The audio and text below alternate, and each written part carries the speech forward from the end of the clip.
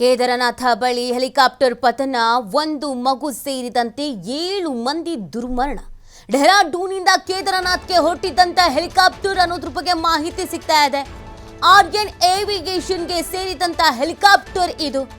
ಬೆಳಗ್ಗೆ ರಾಡರ್ ಸಂಪರ್ಕ ಕಡಿತವಾಗಿತ್ತು. ಬಳಿಕ ಉತ್ತರಾಖಂಡದ ಗೌರಿಕುಂಡ್ ಬಳಿ ಪತನವಾಗಿದೆ. ಸ್ಥಳದಲ್ಲಿ ನಿರ್ವಹಣಾ ಪಡೆಯಿಂದ ಕಾರ್ಯಾಚರಣೆಯನ್ನ ನಡೆಸಲಾಗ್ತಾ ಇದೆ. ನೋಡಿ, ಒಂದು ಹೆಲಿಕಾಪ್ಟರ್ ದುರಂತವನ್ನೇ ನಾವಿನ್ನೂ ಯಾರು ಮರೆತೇ ಇಲ್ಲ.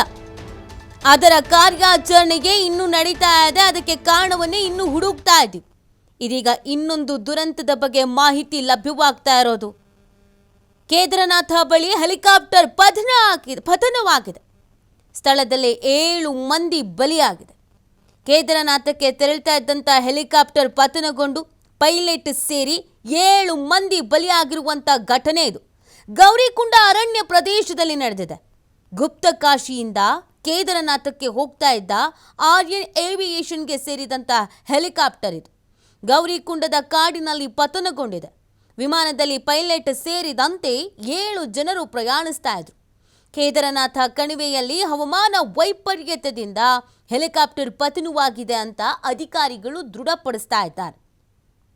ಇನ್ನು ಈ ವಿಷಯ ತಿಳಿತಾ ಇದ್ದ ಹಾಗೇನೆ ಅಪಘಾತದ ಸ್ಥಳಕ್ಕೆ ರಕ್ಷಣಾ ತಂಡಗಳು ದೌಡಾಯಿಸಿದೆ. ಈ ಘಟನೆಯ ಬಗ್ಗೆ ಹೆಚ್ಚಿನ ವಿವರವನ್ನು ಕಲೆ ಹಾಕ್ತಾ ಇದ್ದೀವಿ ಅಂತ ಉತ್ತರಾಖಂಡದ ಎಡಿಜಿ ಕಾನೂನು ಮತ್ತು ಸುವ್ಯವಸ್ಥೆ ಡಾಕ್ಟರ್ ವಿ ಮುರುಗೇಶ್ ಸುದ್ದಿ ಸಂಸ್ಥೆಗೆ ತಿಳಿಸಿದ್ದಾರೆ. ಮೊನ್ನೆಯಷ್ಟೇ ಗುಜರಾತ್ನ ಅಹಮದಾಬಾದ್ನಲ್ಲಿ ಏರ್ ಇಂಡಿಯಾ ವಿಮಾನ ಪತನಗೊಂಡು 275 ಮಂದಿ ತಮ್ಮ ಜೀವವನ್ನು ಕಳ್ಕೊಂಡಿದ್ದಾರೆ. ಆ ಘಟನೆಗೆ ಮಾಸುವ ಮುನ್ನವೇ ಇನ್ನೊಂದು ದುರ್ಘಟನೆ ಸಂಭವಿಸಿರೋದು. ಕೇದಾರನಾಥಕ್ಕೆ ತೆರಳುತ್ತಾ ಇದ್ದಂಥ ಹೆಲಿಕಾಪ್ಟರ್ ಪತನ ಆಗಿರೋದು. ಕೇದಾರನಾಥದ ಗೌರಿಕುಂಡ ಬಳಿ ಈ ಒಂದು ಘಟನೆ ನಡೆದಿದೆ. ಸ್ಥಳಕ್ಕೆ ಈಗಾಗಲೇ NDRF, SDRF ತಂಡ ದೌಡಾಯಿಸಿದೆ.